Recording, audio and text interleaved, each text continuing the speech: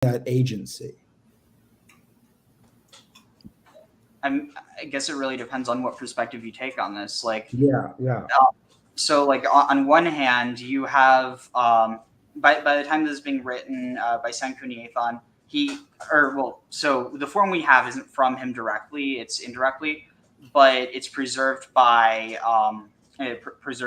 someone who is actually a Christian. Interestingly enough, it's funny because so much of what we know about the pagan world we only know because of Christian sources. Because I mean, arguably, if they hadn't been, if these populations hadn't massively converted, we would still know today just because it would be a living tradition. But the thing that's interesting is, so this is being written in Biblos, and so Biblos, when it's being written, there definitely would be more of maybe a reason to favor the Phoenicians in this case. But it's interesting because you don't have like one scene as better or worse, and he's not directly connecting it like, oh, Misor is connected to Mitzrayim and Sedek is connected with, like, even concepts like the Tzedukim, because these are like, on one hand, people could look at this. Sorry, I'm getting caught over myself. There's a lot. It's okay.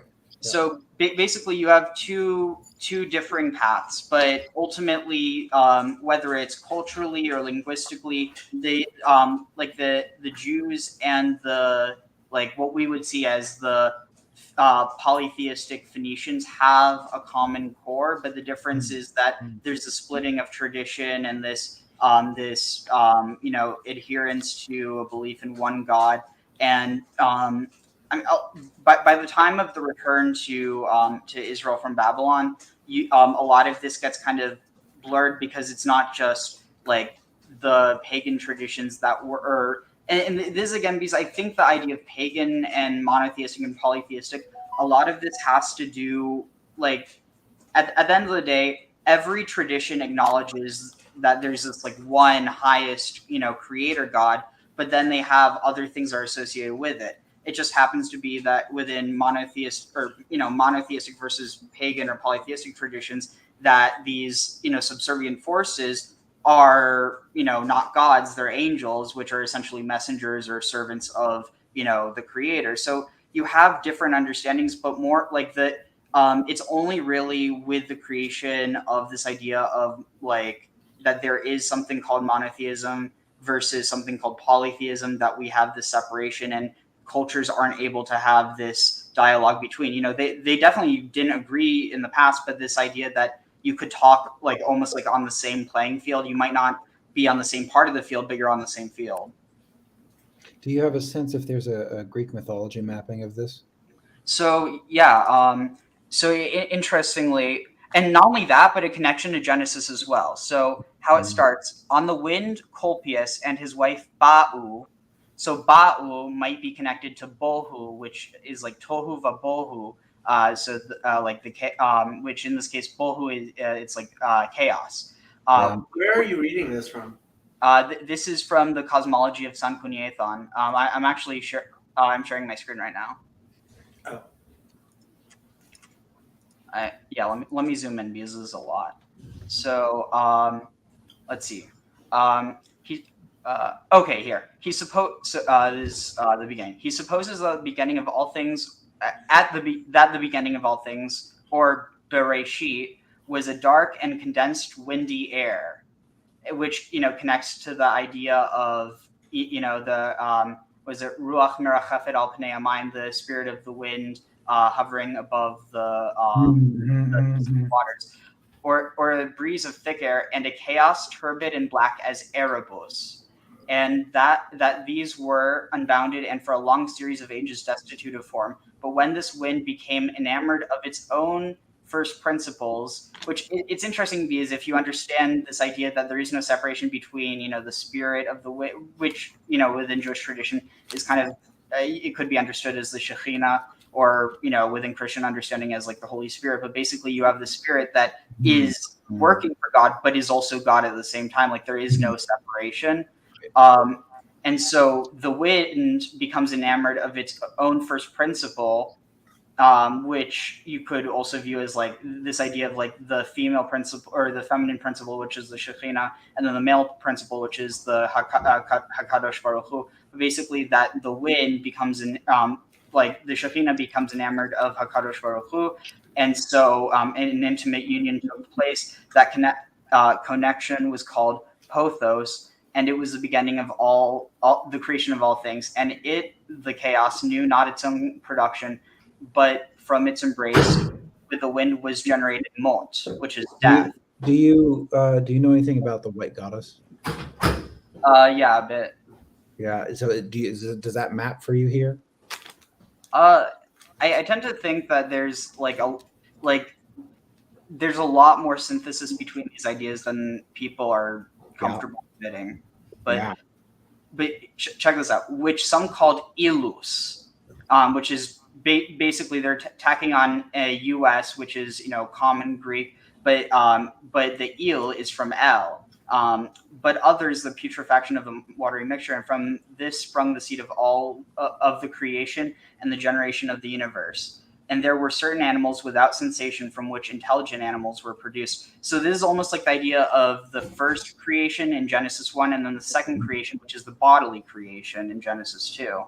And these were called Sofa Samin, or Tsof Hashamayim, the watchers of heaven. That is the overseers of the heavens, and they were formed in the shape of an egg. And from Mot, from death, shone forth the sun and the moon, the lesser and the greater stars. So you have a lot of these connections. You have Bohu with like the chaos of night. I think there might even be an argument that Aeon, which has to do with this idea of like a length of time, or a very long length of time, that it might actually be connected with Yom, which is the Hebrew word for day, but it can also be a length of time. You have Protogonos, which means like the first generated, or like the firstborn. And then you have other stuff that goes down to, I think it might be a bit further. Yeah, so Misor Acidic. So here, look at this. From Misor descended Tautus, or Thoth, who invented the writing of the first letters. Him the Egyptians called Thor, the Alexandrians Thoith, and the Greeks Hermes. But from Sedic descended the Dioscuri, or Cabiri, or Corybantes, or Samothrace. But here's what's really interesting. Sedic has 7 sons, and then his 8th son is named Eshmun. And what's interesting with this is that Eshmun was like associated with oil. He was anointed. He's associated with grapes as well. He's a healer, but he captures the heart of like I think it's Astarte or something, and he does like he scorns her by not falling in love with her, and so he sends like I think it's a pack of wild. It's also connected with the story of Adonis, but a pack of wild boars after him. He dies. She raises him to heaven, and then he comes back to earth as a healer. And so there's a lot of connection here with the story of Jesus, because on top of that, Eshmun is derived either from Shemen, which means oil, but also from Shmoneh, or Shmona, which is 8. And what's interesting is that, so not only is he the 8th son, his name is the 8th, but then David is the 8th son of Jesse, and then his, in the Christian tradition, his descendant is Jesus, and the isosophy, which is basically the Hebrew gematria, or like the numerology of Jesus, is 888. Two questions for you. Earlier with it's like the ordering of this strikes me with the Watchers. It's like, that you take that and the lineage, right? And you kind of got like a placement of the narrative of the Book of Enoch, right? And that seems to be kind of the right timing of how that ordering of reality would work out. And then further, I was curious if you've been paying any attention to like Proto-Sinaic. Yeah, a lot. Yeah. So I think Fezi is absolutely right when he says all of this is idolatry. That's not actually what he said, but I thought it would be cute to try to say it that way. This relates to what is it? What is that word there? Shituf. Is that idolatry? Is how you translate it? No, Shituf is the idea that is the idea that it is permissible for Gentiles to worship lesser gods. Well, how did the Jewish people conceptualize angels, right? I mean, you don't worship them, but we're just kind of talking about them right now. I don't know Well, that we we're don't worshiping worship them. them, but there is an idea in Judaism that it is permissible for Gentiles to worship them. All right. Okay. I mean, like, yeah, know- like you have it in. Is it? I think it's either First or Second Kings, but with the story of King Naaman from Aram, where he goes to Elisha and he's a leper, and so he asks, I want to be healed, and so Elisha tells him that he needs to turn to Hashem, and so Naaman is like, okay, I'll do that, but do I have to, stop following, Raman or Rimon? And Elisha tells him, no, you just have to worship Hashem, and that's enough. It's not that you have to worship Hashem and only Hashem. But then again, Naaman wasn't an Israelite. So when I look at something Yeah. like Father Stevenson's work, right, in Lord of Spirits, and here's this mapping. It's like here's what time can tell us, or what ancient tradition and scriptures, and here's what it can help us understand about a lineage and time and these cycles of obedience and rebellion, about the nature of sons of God and agencies that we're dealing with, right? But to understand them, right, or just to see them, right, is not to put them in the highest place. Yeah, know, this stuff is incredibly fascinating to me. I don't know.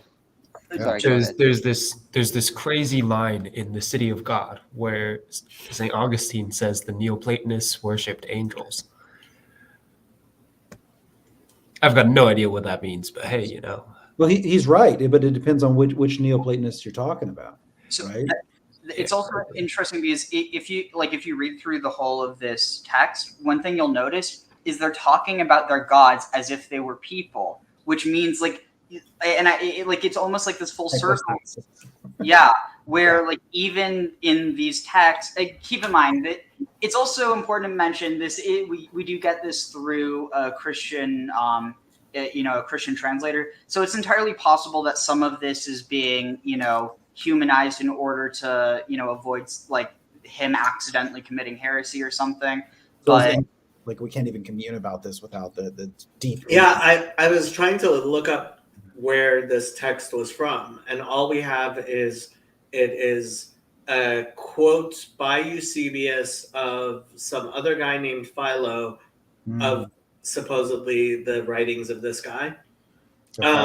Alexandria stuff. No, not Philo of Alexandria. Philo of Byblos. Yeah. Oh, okay. So Dan Smith says, why was Enoch not included in the Jewish Bible? Enoch was included in the Jewish Bible. He's in Genesis. That's all. That's the book of Enoch was not in. Yeah. The books, the various ascensions of Enoch were not included in the Jewish Bible, but plenty of things weren't included in the Jewish Bible from that time. Or it's like, here's five, and then here's a whole bunch of like other great things, right? Well, I mean, we have what we call the 24 books of the Bible, right? And those have the 19 books that aren't the 5 books of Moses have their place. But again, we have a 3-tiered, like there's the Torah, there's the Nevi'im, and then there's the Ketuvim. There's the Torah, the writings, and then the prophets, and then the writings. And we believe that the prophets and the writings are of a much lower level of revelation than the Torah anyway. So like, how would have rabbinic Jews looked at it that say something like 100 BC, whatever, something like that? Well, let's look at the Book of Jubilees, for example. So that's not included in the Jewish Bible, but we still, and it's generally not included in most of. I mean, Father Stephen included it in his Apocrypha, but we consider it a historic work. I mean, it's like the Talmud quotes the Book of Jubilees, would in 100, I'm just kind of calling a number here. So 100 BC, would they, if they were thinking of a Bible, right? Is there a 24 that existed then, or really was it just like, okay, here's our 5, and then here's a bunch of like recommended? Well, the Gospels quote Jesus talking about the law, the prophets, and the Psalms. Yeah. Okay. So that threefold division, okay. Yeah. Good. apparently existed at least during the time of Jesus. Yeah, that's my understanding. And yes. And I can't imagine that the Book of Enoch would have been considered part of the prophets. So maybe outside of those 3 things, like it's. Well, no, I mean, it may have been what he might have considered along with the Psalms as part of the writings. But like, that's already a 3rd class, Yeah. right? Yeah. And there's a 4th class, which is just like historical books like Jubilees, as far as we're concerned. Or Maccabees. Yeah. What do you do with? Sorry, go ahead. Oh, I was just going to say, like, it kind of raises the question: why? Like, obviously, there's the explanation that we have, but what's the reason that you all think that Esther was included in the Tanakh? Because, like, it seems so far away from. Like it requires so much interpretation in order to get an answer that's sufficient to rabbinic tradition. Honestly, I think it was, well, I mean, theologically, I have to say, because Mordecai was included among the prophets and the authors of the other ones weren't. And we do think of Mordecai as a prophet. But I have to say, like, so the Babylonian Talmud, like, is ultimately what codified Judaism, and like the Fast of Esther is a huge deal in Judaism and has been for a very long time. Purim has been a huge deal in Judaism for a long time. And it seems to me that, like, when the Talmud talks about Megillah, right, the Mishnah talks about, there's a tractate of the Mishnah called Megillah, called literally scroll, but it refers to the scroll of Esther. Like, Esther is one of the 5 scrolls. Like, other than the 5 books of Moses and the Psalms, like, in a Jewish home, if you only have 5 books of the Bible, they'll obviously be the Torah. Next, you'll have Psalms. Next, you'll have the 5 scrolls, and then you might have the rest of the Bible. Like, the 5 scrolls are not like, books were a Christian invention. So the Bible as a book was a Christian invention, and the 5 scrolls are really important in ways that I don't think most Christians recognize. And those 5 scrolls are Ruth, Esther, Song of Songs, Kohelet, that's Ecclesiastes, and is Jonah considered one of the 5 scrolls? I think it is. I don't know. Those are all good choices, though. Yeah. That's interesting with Esther. Like, is it maybe? Would it be Echa? Lamentations. Yeah. It's a Song of Songs, Book of Ruth, Lamentations, Ecclesiastes, and Book of Esther. Oh, I like that. That's a good choice.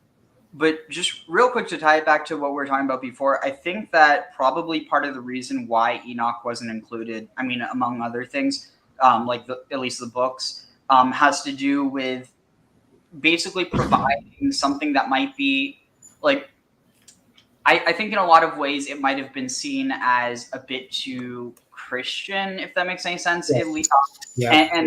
And I think a big part of that also has to do with the fact that Christianity was kind of a synthesis between, Greco-Roman traditions and, and the Hebrew, Judaic tradition. And so with that, you're inevitably going to get this kind of synthesis between Greek myth and this, and how you do that is through the fallen angels. They're basically the Greek gods get explained as they're the servants of the real God that just managed. They decided, oh, we're going to goof off. We're going to throw away our responsibilities and we're going to go have bodies and sleep with human women.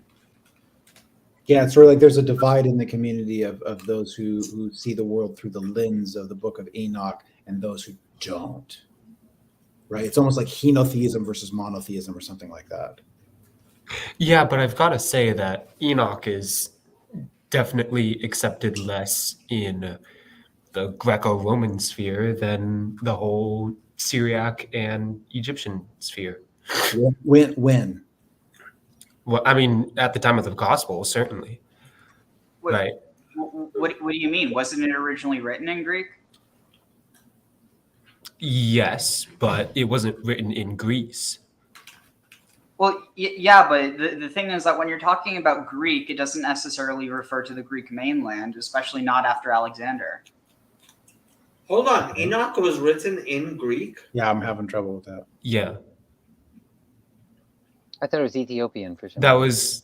I thought that But was it a was written in sticking Greek? point to why it wasn't part of the Bible. Oh. But Well, okay, so if you guys go down the Proto-Sinaitic rabbit hole, it's like, so this is clearly coming from some kind of root, right? Which is how the Ethiopians get it, right? And how it happens in Hebrew, and you can tie it back to this like singular. Or Greek ties back to that too, right? So I mean, I don't know how old this goes. I have another question. What is added by adding the Book of Enoch? Like, is it that profound that you would consider it necessary, or no? It gives context and explains why the flood of Noah wasn't an evil deed. Oh, okay. Well, that would seem important. I mean, I've read it a few times. I wonder that sometimes why it was not included, and I think it added context for me, but I don't know that it. Good night, Sandy, and probably I should look those stuff up, but I probably will go to sleep, so ask me later. Yeah, I'm trying to find what.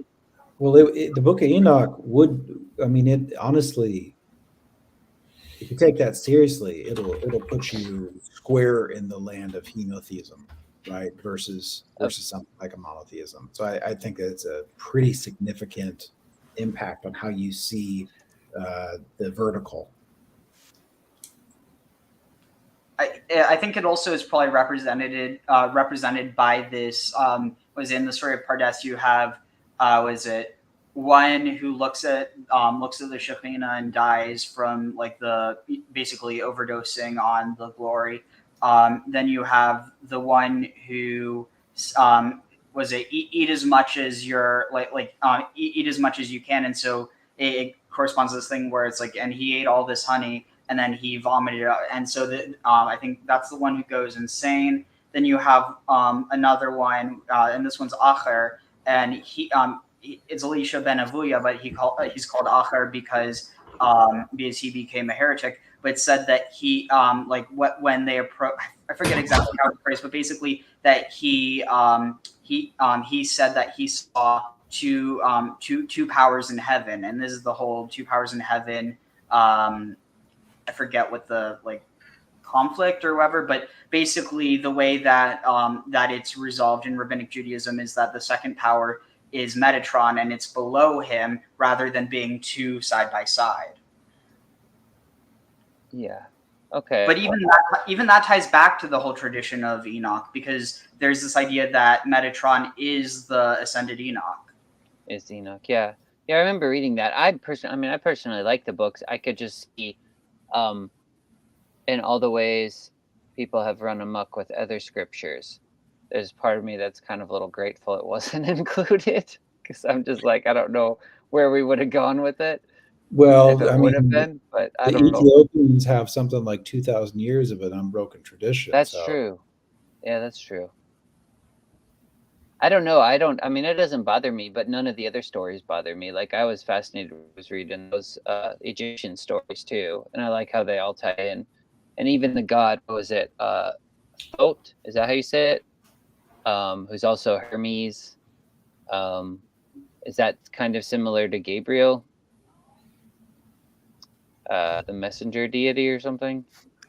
So interestingly, there is reference to Hermes as the logos within the Greek tradition, whereas and then Gabriel has like for instance, you even see this within Islam how when like basically the Holy Spirit in Islam is Gabriel, is Jibril, and he basically is how God speaks to humans. And so through that, you have this idea of him being the logos as well. But in turn, even because is it the Annunciation, like where the angel comes to Mary and tells her that she's going to bear a child? That's Gabriel as well, right? Yeah. So That's isn't there a sense of Hermes also maybe like, okay, yeah, you can see a lot of that pattern, but it's actually the inverse of the pattern? Could be. I don't know. Yeah, I mean, at the end of the day, I think it's one of those things where, like, it's almost like you have this. I'd almost compare it to the idea of like the different trees in the garden. So you have the tree of the knowledge of good and evil. That's dichotomous, is good and evil. But then you have the tree of life, and it's just the tree of life, not the tree of life and death. Which, like, I think it's almost like you have the truth, and then you have these two. It's almost like you have the truth, and then you have the correct and the false version of that. And I mean, because So it's like one pulls you towards the bottom in truth and resentment and cynicism, and one pulls you up towards the truth in love and gratitude, something like that. I mean, like that's a way that I think.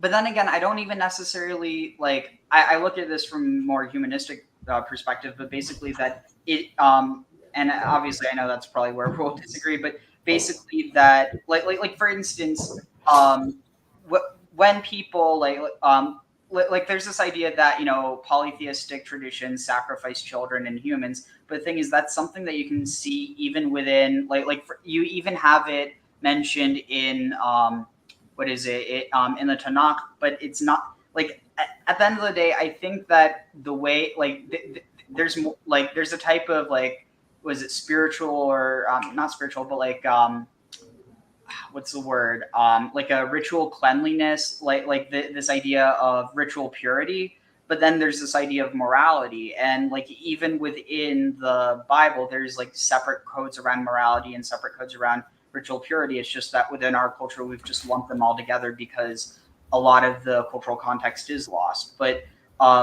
basically at the end of the day I think that and this is just my perspective, is that at the end of the day, it's the actions that you do. And of course, different traditions have different beliefs about, right and wrong. But at the end of the day, I think that there is a common core that within every tradition, accounting for the progression in time and development of cultures, that there is some sort of common core that you see within all humans. And I think that's the type of thing that more or less is represented by the Noahide laws. It's the type of thing where if everyone held to those things and didn't stray from them, that we would live in a better world. But again, it's one of those things where I think that it's become so paradigmatic, where it has to be one or the other, rather than seeing how they used to be one, and how again, I don't think that means that one I'm not saying that because I don't think it's necessarily true that.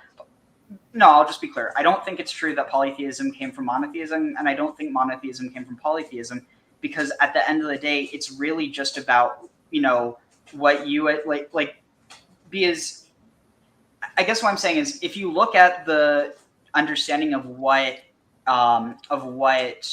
Deus means within its original context, it could even be applied to angels. And so at the end of the day, it's more so about, do you see these other subservient forces as being worthy of worship, or do you only worship the creator? And I think that's more or less what it comes down to. So coming from the Orthodox Christian tradition, what we might say is something like it's a both and here, right? Where here are lots of bodies. Okay, I'll kind of go into Pajolian language just a little bit here, right? So here are lots of bodies, right? But they're all contained in one body, right? So there's like being as such, and then there's beings within being, right? And how do you order being, right? And it's not like through some rationalistic lens where we can grasp and understand ourselves, right? But it's revealed as such through light, right? We are granted the sight to evaluate being as such based on the effects of the wind. So what's the 4 cubits of halacha? Or I was not paying too much attention to what you guys were saying because I was trying to figure out if Enoch actually showed up in the Dead Sea Scrolls or not. yep, And yep. well, Father Stephen certainly says that they were very much focused around Enoch, but it doesn't seem like there's a Hebrew manuscript anywhere in the Dead Sea Scrolls. It's written in Greek, I thought. No, it's also. I think it might be in Aramaic. I mean, I'm not seeing any reference to an actual manuscript among the Dead Sea Scrolls, So which it's is not, it's so. not a, Let me put my cards on the table. I think the Dead Sea Scrolls are a revelation, modern day revelation of God, from God, to help us better understand what should be and is the Bible. And so I am very, very interested in knowing if the Dead Sea Scrolls included a Hebrew or Aramaic version of Enoch. Yeah, it definitely does. Well, I thought the first part is written in Hebrew, and then there's the Book of Luminaries and whatnot that's in Greek. Yeah, okay, so like the oldest bit is Hebrew, and then there's bits. here that I find it. So this is Aramaic. 11 Aramaic language fragments, so they're fragments, not manuscripts, of the Book of Enoch were found in Cave 4 of Qumran in 1948 during the care of the Israel Antiquities Authority. They were translated and discussed by Joseph Mielik and Matthew Black in the Books of Enoch. Another translation has been released by Vermes and Garcia. Greek. So most of it we have from Greek, Coptic, and I think where that's strange. I think I might have missed where. Yeah, okay, Gez. The most extensive surviving early manuscripts of the Book of Enoch exist in the Gez language, and that's Ethiopic. Yep. But so what's interesting is that Aramaic and Ethiopic are. I mean, because by this time, I don't think you'd be having stuff being written in Hebrew. Which I mean, that also shows that it was if it was written in Aramaic, that helps to date the period in which it would have been written. Yeah, and then the Gaez, right, kind of gives you like a sense of, okay, on a parallel Semitic path of like from a language perspective. So here's a Semitic language in Gaez, right? And here's Is Gaz Semitic? I thought Gaz was Egyptian. It's No, that's Coptic that you're thinking of. Mm. Yeah. Well, I mean, so for me personally, and this is just my personal thing, is I think the fact that there is a full copy of Isaiah, right, in the Dead Sea Scrolls, like that for me was huge, right? And I guess, I mean, unfortunately, the Dead Sea Scrolls aren't as complete as they were.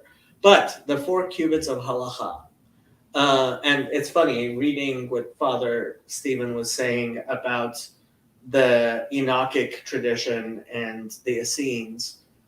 Like, so he contrasts the Pharisaic way of looking at things versus the Enochic way of looking at things, because the Enochic literature doesn't mention any of the commandments, even circumcision, And I think most of Judaism, and that's the thing with 4QMMT, even for me, that it made it sound like, oh, this is Mikitzat Maseh Torah. Yes.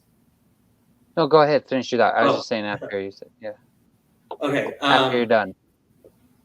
So the 4 cubits of halacha, right? There's this idea with, and I mean, this is kind of my way of looking at it, but I think it is true, which is that, Jewish orthopraxy, the Jewish idea of Hanistarot Lashem Elokeinu, that which is hidden belongs to God, and that which is revealed belongs to us, right? I can't know what your faith is. I can't know if you're a good person or not in your heart and what your intentions are. All I can know is what you do and how you act and what the fruits are of your of what you do. And I think that's why when Jesus says, "By their fruits you shall know them," it's an incredibly Jewish way of looking at things. And so for me, the 4 cubits of halacha are ultimately we assess things and how Jewish things are by their material manifestation and how they can be viewed and seen in the world. Basically, actions speak louder than words. And interestingly, it's also connected to the idea that even though Asiya is the lowest world, it's also the most important. Jason raised his hand. I think he should go first. Yeah, and then sorry. I'll go, and then I've No, got no, a you guys. I think you guys are probably going to say something more relevant. So you go ahead. Mine was. But kinda you raised your sideways. hand. It's over. No, You raised your no. hand. You have to speak. It was probably a rabbit trail, so I don't want to derail it anywhere. So go ahead. Go ahead. I'm listening. This I've is got to do interesting. homework, but Go do homework. Good luck. Goodbye. Be a good boy. Nerd. Yep. I'm just See ya. kidding. But I do have one more thought after y'all go. So I was just going to say that you guys are pointing out to actually a pretty main contention here that Paul gets at, right? And it's what is fruit, right? And what that really kind of points at is what are ends? Are ends the material ends, or are ends the mode of being, right? Is it the means, or is it actually the ends? Are the real ends actually the means? For instance, the fruits of the Spirit, he points at things that are not like, oh, look, I've got the nice car, I've got a nice house, I've got a temple, I've got whatever. No, it's joy, kindness, long suffering, self-control. It's the means by which you participate in a mode of being are the real ends. That's the real fruit. Well, first, I have to say, I haven't put this up yet, but I want to show it to you people. Oh wow! Wait, you painted that? I did not paint this. Oh. Is that the original? That is not the original. I sent it to Kinko, to FedEx, and they printed it for me, and it That's printed cool. out pretty well. Yeah. All things considered, it actually it really looks, even in real life, it looks like it's. Sorry, had to grab the kitty because I wanted to have the kitty. It looks like it really looks very realistic. Like, even though it's just printed on paper, it looks like it's printed on canvas.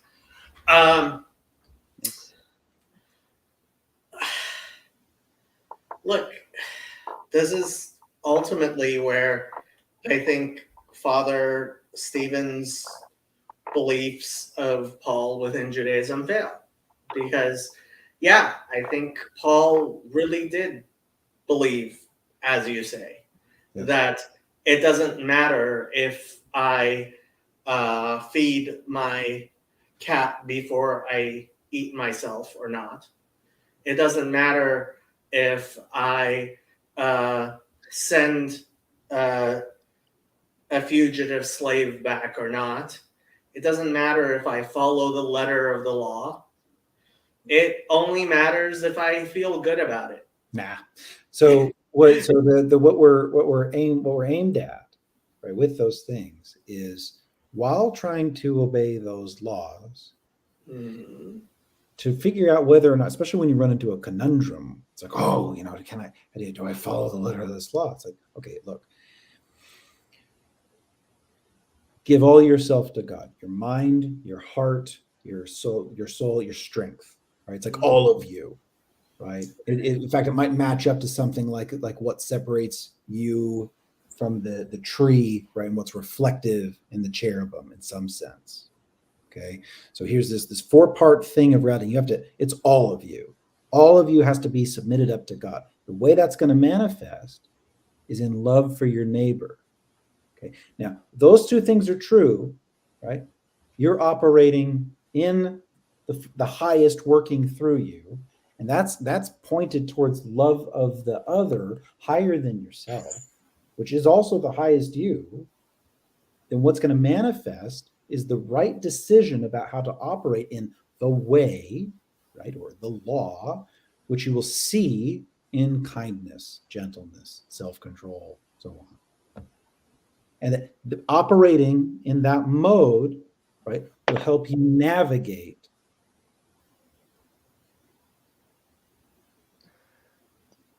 Did that make sense, Jacob? No. You look confused. Well, I would say it sounds like more Christian hand waving. well, by definition, you're right. Why? Because you're a Christian and you're waving your hand. Well, but sorry, go ahead. I was just going to say. Go ahead. Yeah, sorry. Just go. Oh, you go, Ariel.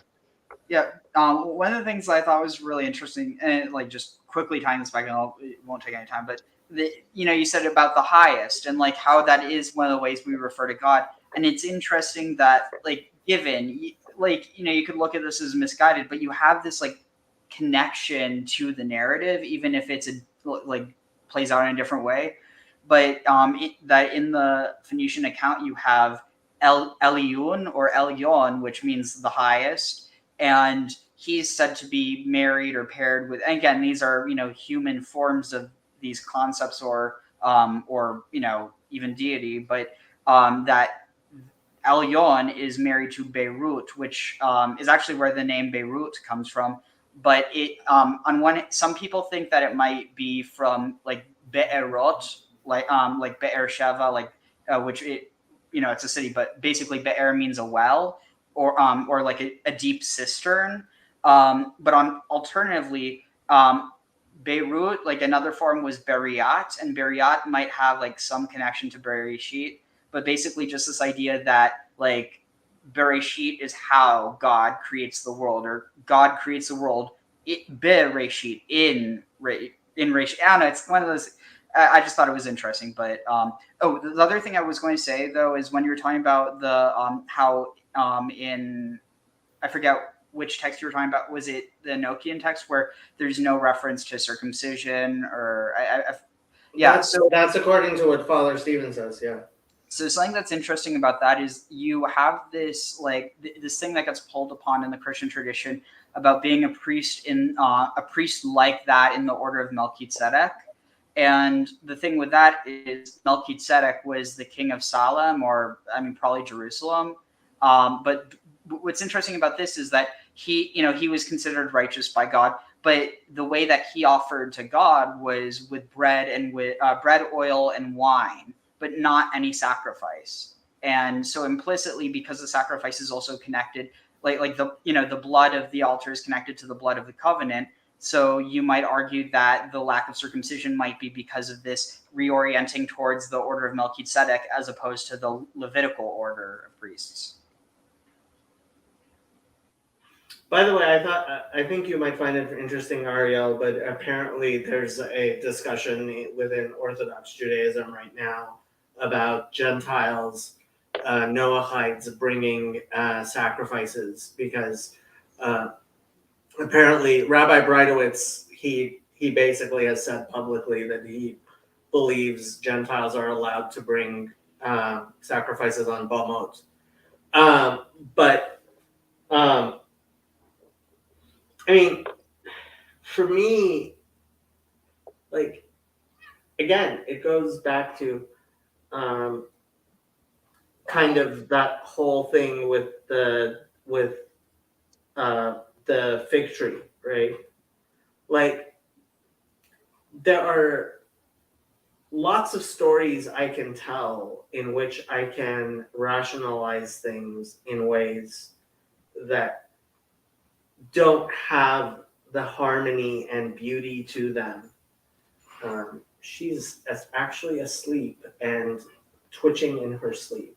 I just like Um, shadow integration. shadow integration, yes. Very much shadow integration. Did you wake up? I'm sorry, but you were twitching in your sleep. So, like, the harmony and the beauty of things making sense over and over again, as opposed to trying to explain them away and trying to figure out a way of making them make sense, is what makes all the difference for me. Yeah, well, you might be coming at it from a lens. I'm not saying this is the case. I know that it's possible to look at things from a lens. I've done a lot of this from a glass half empty, right, or cynical perspective, right? And it's like, okay, are we observing patterns as such, right, or are we forcing things to fit in places, right? So I try to talk about what we notice, right? Patterns that we notice, and it's, look, a lot of this stuff, it's like rational. We want to talk about rationality. I will go right for Dawkins. I will go right for Freud. I will go right for. There's like a lot more. Oh my God! Did you see his interview with today? Yeah, I did actually. Oh God. Wait, who? Dawkins Unheard people. Yeah. with Unheard. Yeah. Wait, Darth Dawkins? Yes. And it may have been the most clueless and idiotic exposition of an old man losing his capacity to reason I have ever seen. Sounds like Chomsky. So I, you look Very at similar. Yeah, I very think similar. they also embody rationality, right? I'm sorry, reading what he wrote, what he was saying, that had zero to do with rationality for me. Well, It was like him being completely, like, obviously irrational. I think that it shows a lack of logic. We have a rabbi. Hi, Rabbi. Can I say something about the whole harmonizing thing, though? I mean, I like when things blend together well, also, but I do think there's a time when you got to wrestle with things before they do that. Sometimes, maybe not all the time. I don't, and it does sometimes feel like. I mean, I've experienced that many times in church where I'm like, it just feels like you're doing acrobatics now, and like jumping through hoops and ignoring a bunch of other scripture to make this one fit rather than actually wrestling with it. And it does feel not genuine. So I understand the pushback against that. But sometimes there's a wrestling with it. And then when it comes together, it harmonizes almost more beautifully than before. And I'm not saying that would happen with that passage about Christ, or anything Paul says for that matter. Like, I don't necessarily have a problem with it, but I don't know. I'm kind of always put in this position where there's, well, not always, but now I am, where, I mean, I was telling my younger sister the other day, because we were talking about stuff, and she was telling me something throughout history, and I was like, well, why should I even believe that? Because, like, I can write a history book and people would believe it. Like, I don't care unless I see it like actually come together in in reality. And so it's just, but then I kind of have to take almost everything written seriously. Like I'll have to look at the Greek myths and be like, is there something true here? Is there something, and so you could discard the stuff Jesus says you don't like. I feel like more and more I'm coming to the conclusion that if you just take those two things, the image of God being within man, and you push those to their limit, you end up with something like what Christ did on the cross, or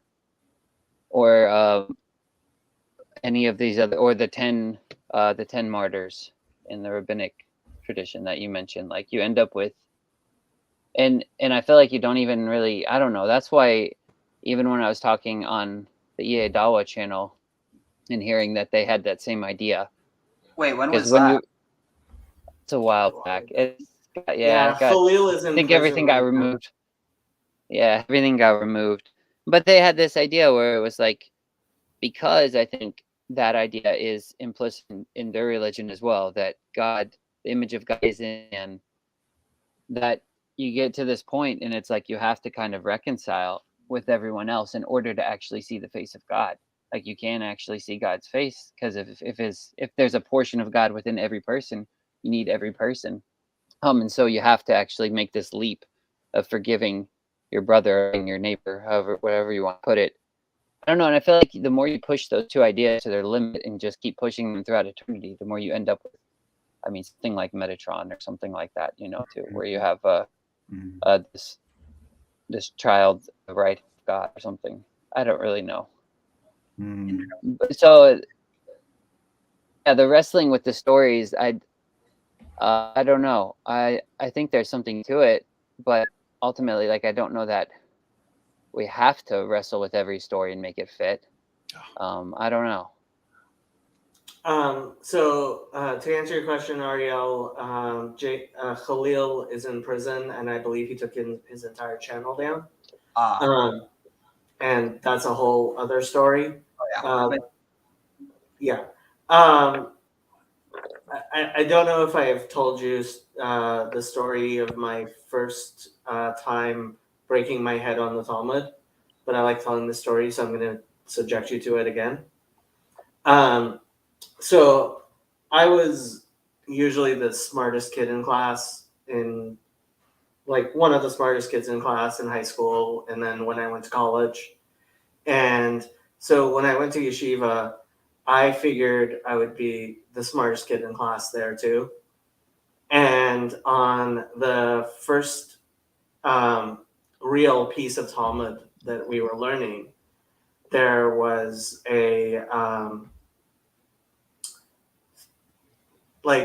I was trying to figure out what Rashi and Tosfot were arguing about, and I didn't get it. And I didn't understand it. And at some point, when I don't understand something, I usually go, okay, this must just be stupidity. Right? But I was sitting there and I thought to myself, well, that doesn't make sense, because this is like the very beginning of the Talmud, that like Talmud class. And the Talmud's this huge text, right? And I'm at this yeshiva where obviously they're trying to like wow me with the greatness of the Talmud. So they must have taken one of the better texts to study. And there have been thousands of Jews for thousands of years studying this text. And so it can't just be that it's just stupidity. I have to be missing something. So I actually sat there and I was like struggling with it, and I'm struggling with it. And then it's called breaking your head on the Talmud, because suddenly it breaks and everything becomes clear.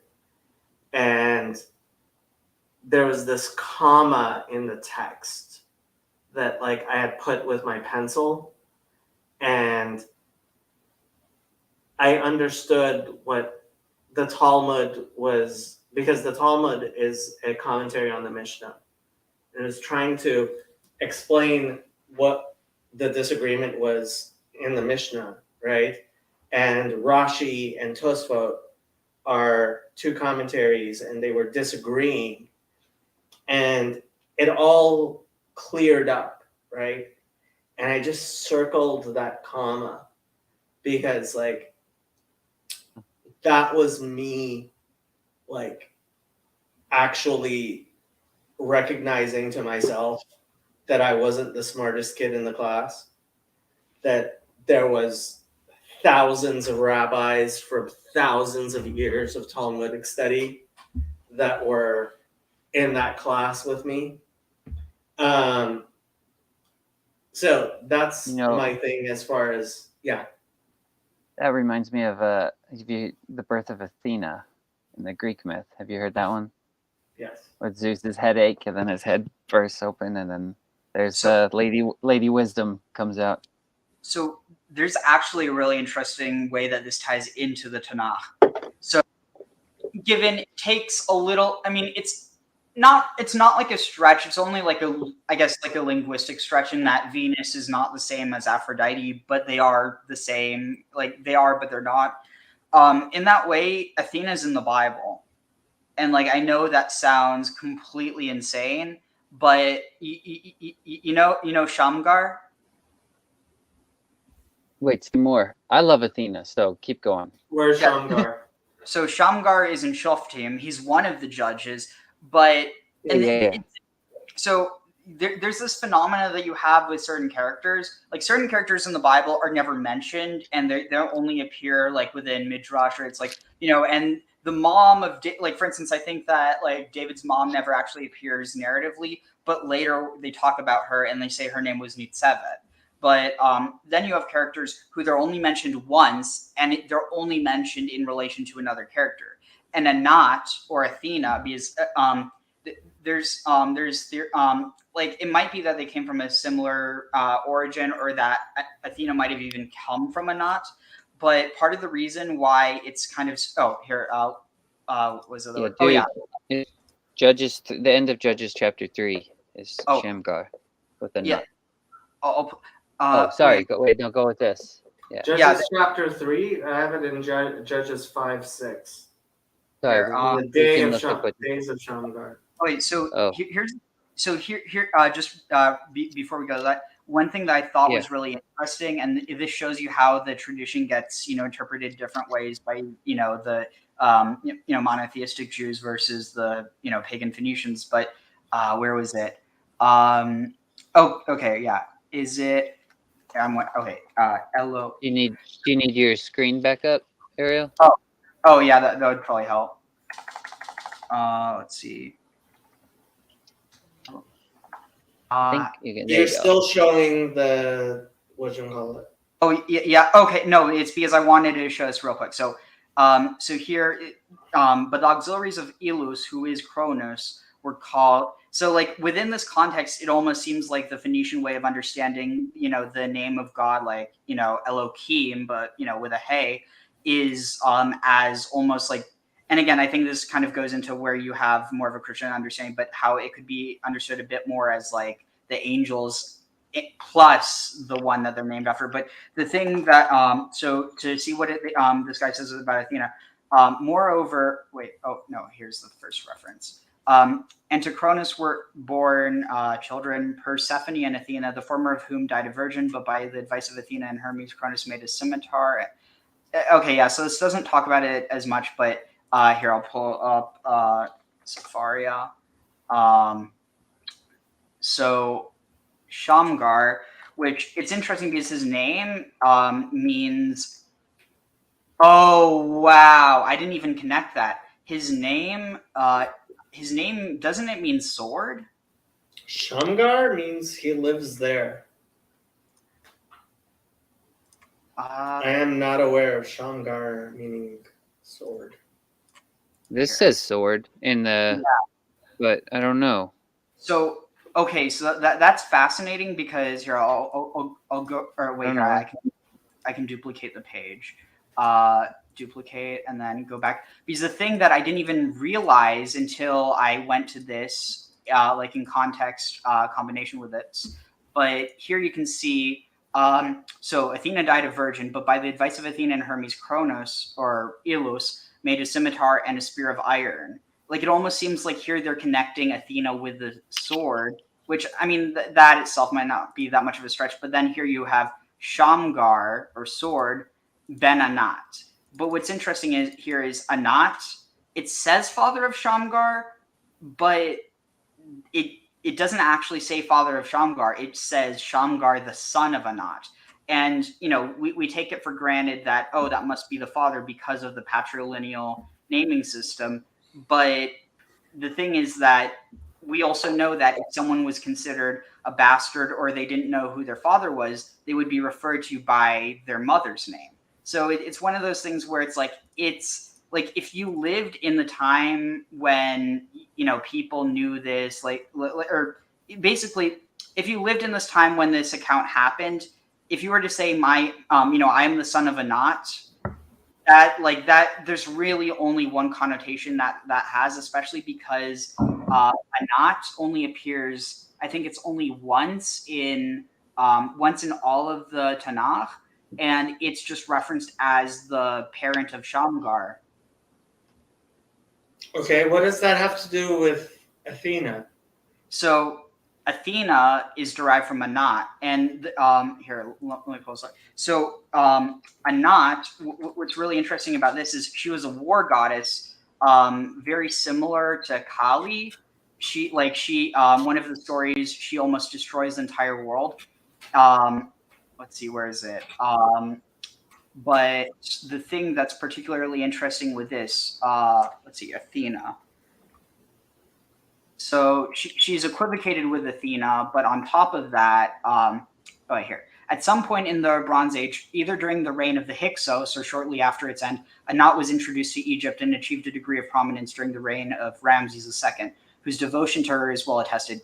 Evidence for Egyptian worship of Anat is also available from various sites in Israel and Palestine, which were controlled by the pharaohs in the Bronze Age. She remained a part of the Egyptian pantheon as late as in the Roman period.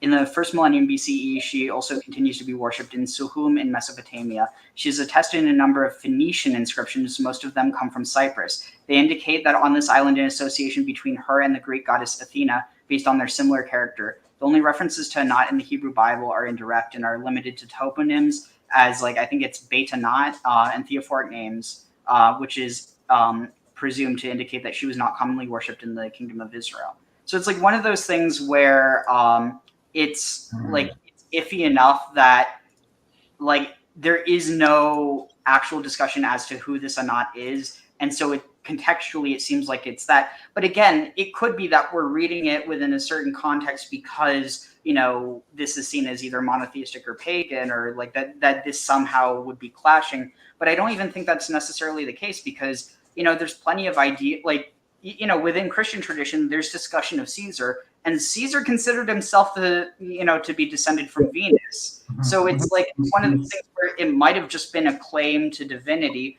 and that's also why it's back in this time of the judges before you have everything that's formalized, and the way that people were acting was the spirit of the age, but then you have peoples operating on different nous, right? Is the way the Greeks might talk about it. Yeah. Right. And then it's clashing of these things. And another thing that's really interesting is that the owl is usually associated with wisdom in our culture, and that's because of Athena. But interestingly enough, the owl is a really, really dumb animal, and I mean, I say that with love. They're cute. They're also vicious, but that's what it comes from. Athena being the goddess of warfare and wisdom, which basically is strategy. And the thing is that you can connect that with an owl because owls, they're vicious. You want a bird of prey. That's one of your best ones, especially when you're dealing with one that's seen as maybe a bit more feminine as opposed to an eagle, which could be seen as more masculine. But with that, it's really interesting because the association to Athena comes through warfare, not wisdom. And the owl's only associated with wisdom because of the association with Athena. It's almost it's circular logic. So Robert Graves and Carl Jung, I think we're looking at these things in a similar way to how you're looking at them, right? And mapping ages, right? And peoples, and okay, so here's how this lays itself out, right, in like peoples of migrations, where they went, the languages, the culture, the spirit of the age, all of it, right? It gives us a full mapping and accounting of our past as such. Okay, 2 points of order. First point of order, we should have done our closing prayer about an hour ago, so people who wanted to go to bed, like Sandy, could have gone to bed. I didn't get the hint. Michael, I propose you say the closing prayer. Oh, goodness. It's going to be very Protestant of me. You don't have to say a Protestant prayer. No, but the way in which I'll go about the prayer is going to end up kind of Protestant, I'm sure. Okay. Lord, we thank you for our time together. We thank you for our fellowship and that you draw us together and not apart. And I pray that you bring peace to our rest and our time throughout the week. We thank you and glorify you. Amen. Amen. Second point of order, very, very important article I remembered. Nations atheists standing strong despite existence of bacon. When the Babylon Bee put this up, I responded on their Facebook with looks Jewishly at Christians claiming bacon is proof of the existence of God. I just had to point that out. And now we can go back and discuss Athena and Anat. Yeah, I think the owl is feminine because it's veiled though too, right? I think that Also- adds to it because it's got a cloak of darkness sort of thing. All those Yeah. things tie into it.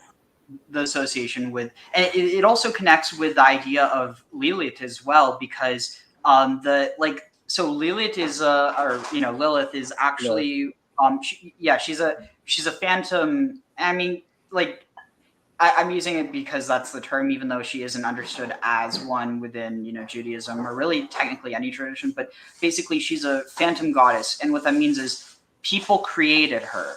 I mean, I guess you could say that about all these gods, but what I mean specifically is that people from a point later than the time that she's supposed to have been around created her, and it's similar to if you've ever heard of people claiming that Ostara or like Eostre was a pagan god in Germania.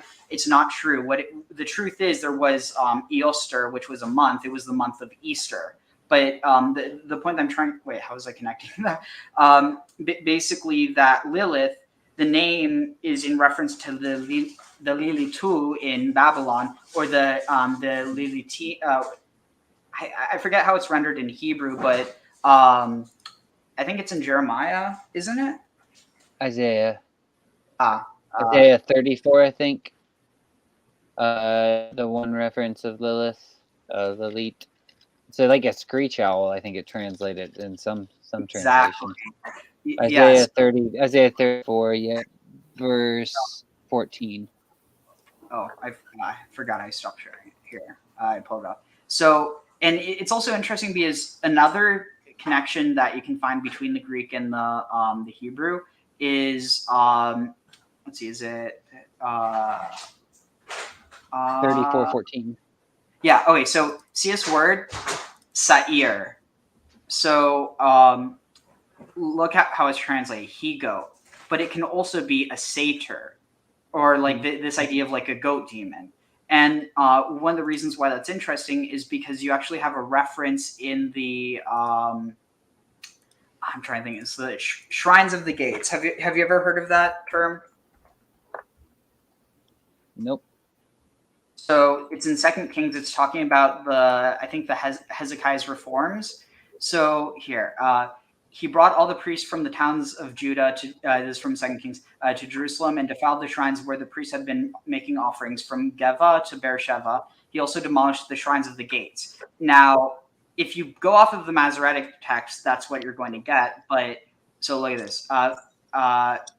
was this Asher? Okay.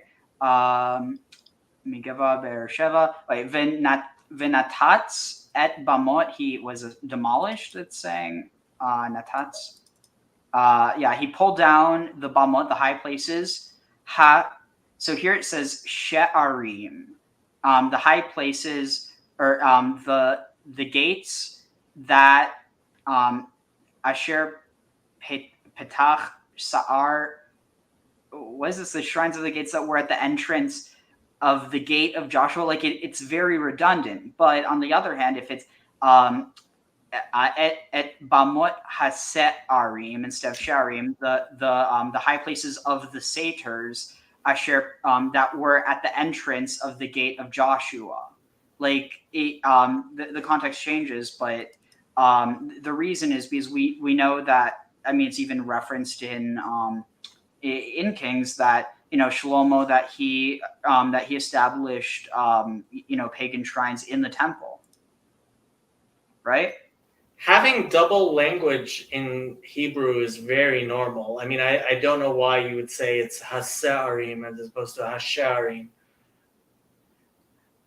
Well, because I mean, I see what you're saying, but it could just be he demolished the high places that were at the entrance of the gate of Joshua.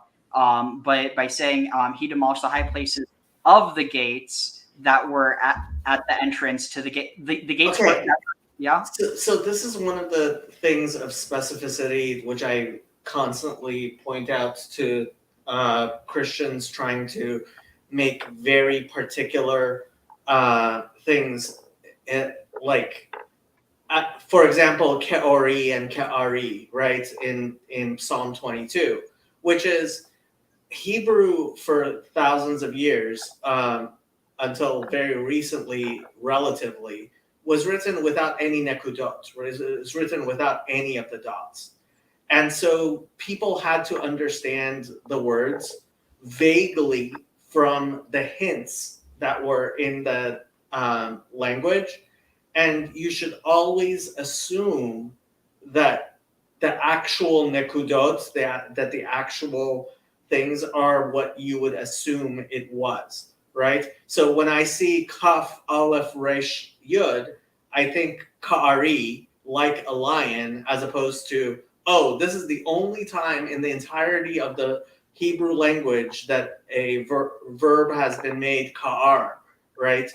And similarly, like if you see Hey, Shin, Ayin, Resh, Yud, Mem, you're going to think Hasha'arim, not that it's a sin there for some reason. You know what I mean? I mean, not necessarily, because how would you say the goats? Hasarim.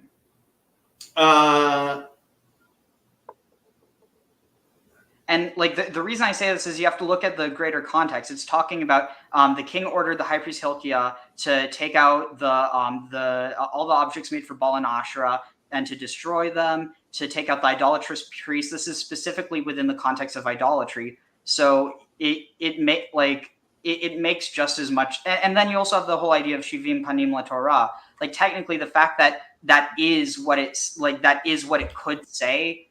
Not just a matter of like, this is like, oh, well, you know, if you try to take this letter off, like it's literally the same. Se'arim and She'arim is spelled the same exact way, except for Nekudot.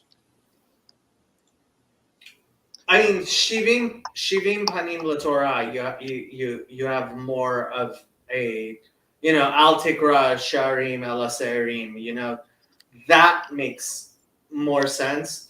But I was just checking if Sa'ir is actually written with an Aleph or an Ayin. It's an ayin. It is? Okay. Yeah, I have it pulled up right. I don't know if it's. Oh yeah, right here. So it and like you can see. Okay, Sa'ir. Okay. Like right here, you see it says gate here, but if you keep scrolling down, it goes into where is it?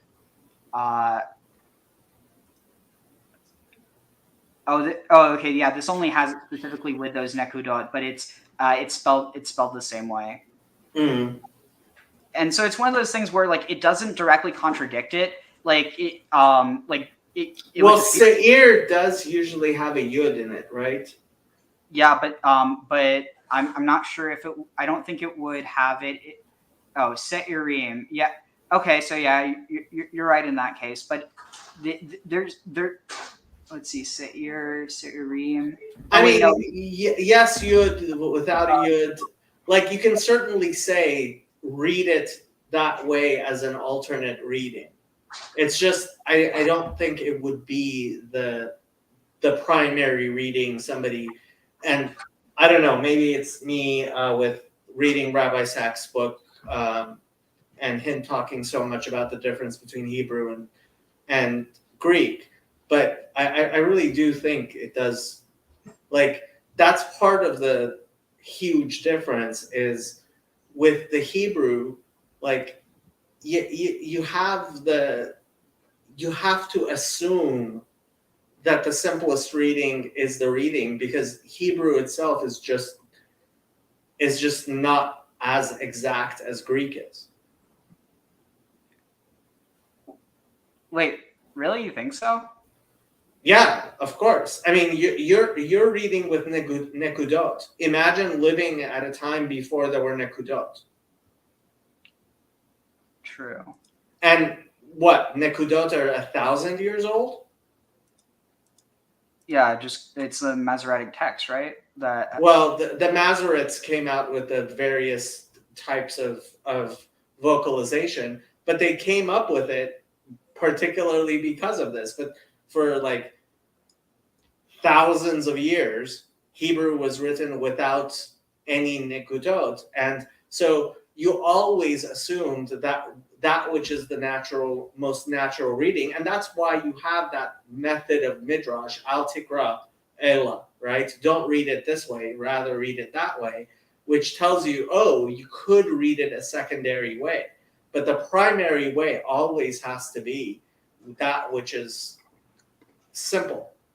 okay, so I found it. So the Seirim is so it's from Sa'ir to mean raindrops, but then here it has it as Seirim, but the plural for Sa'ir as satyr or demon, here it has it listed the Bamot Ha.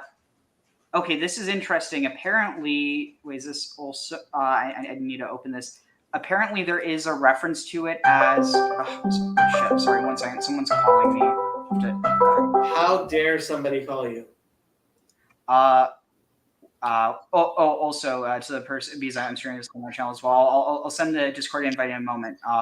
I'm just trying to find. Okay, so the let's see something about the goat demons. Okay, no more to the here.